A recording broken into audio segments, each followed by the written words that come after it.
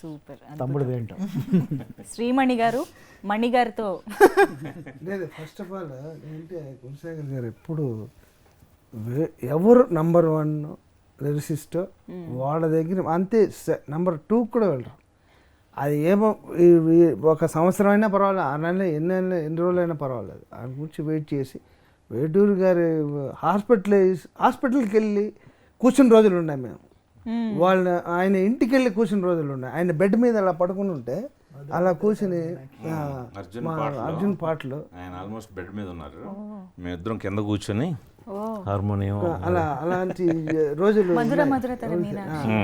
డుమ్ డుమారే నాకు బాగా గుర్తు. ఆ 2 సాంగ్స్ ఆయన అలా అనంత పద్మనాభ స్వామి లాగా ఆయన పడుకుంటే ఆయన నేను ఇద్దరం ఇక్కడ కూర్చొని సో అంత అడ్జస్ట్ అయ్యి ఎలాంటి ఎన్నా పర్వాలేదు. ఆయన ఏం చెప్తే లిరిక్స్కి అంటే ఫుల్ ఆయన అలాంటిది మిమ్మల్ని సెలెక్ట్ చేసుకున్నారు ఆయన అంటే ఒక అవార్డు తీసుకుని అక్కడే ఒక అచీవ్మెంట్ అన్నమాట.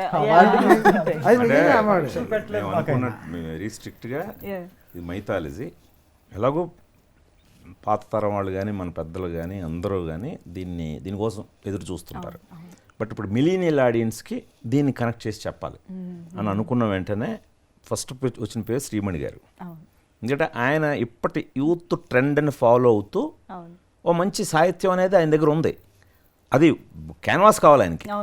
సో అలాంటి ఆయన ద్వారా ఒక మంచి సాహిత్య విలువలు కోరే ఒక సందర్భాన్ని ఇస్తే ఇంకెలా రాస్తాడు ఆయన? ఈయనైతే ముందు ఆయన చెప్పుకున్నట్టుగా చైతన్య ప్రసాద్ గారు ఆల్రెడీ ఆయన అందులో ఉన్నారు, అందులోంచి ఇటు రావడానికి ఆయన ఆధార్లో ఉన్నారు.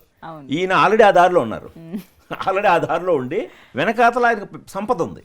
ఇప్పుడు ఆ సంపదను వాడండి సార్ అని చెప్పేసరికి మీరు చెప్పాలి మీ అభిప్రాయం. అదృష్టం కానీ లేకపోతే ఒక రైటర్గా ఇంకొక మెట్టెక్కడానికి అవకాశంగా భావించడం కానీ జరిగిందనంటే అది శాకుంతలం సినిమాకి ఫోన్ కాల్ రావడమే.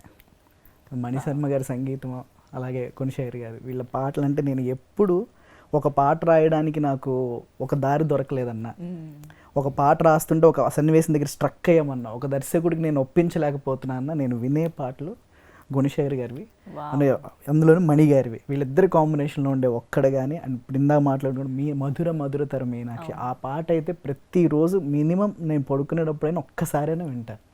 మాకు అది గ్రంథం అనమాట ఆ పాట.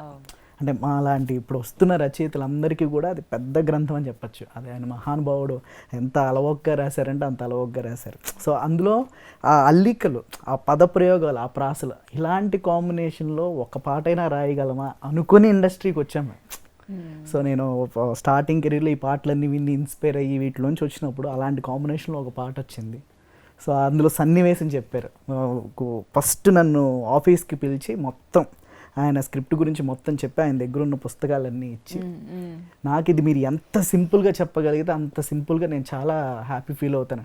నేను ఇప్పుడు వస్తున్న డైరెక్టర్లు అంటే నేను పనిచేసిన డైరెక్టర్లు, ఇప్పుడు పనిచేస్తున్న డైరెక్టర్లు కూడా మీరు పాట రాయండి బాగా వస్తే మనం డెఫినెట్గా చేద్దామని అంటున్నారు. కానీ గుణశేఖర్ గారు పిలిచి మీరు ఈ పాట రాయండి అన్నారు తప్ప రాస్తే చూద్దామని అనలేదు ఇంతవరకు.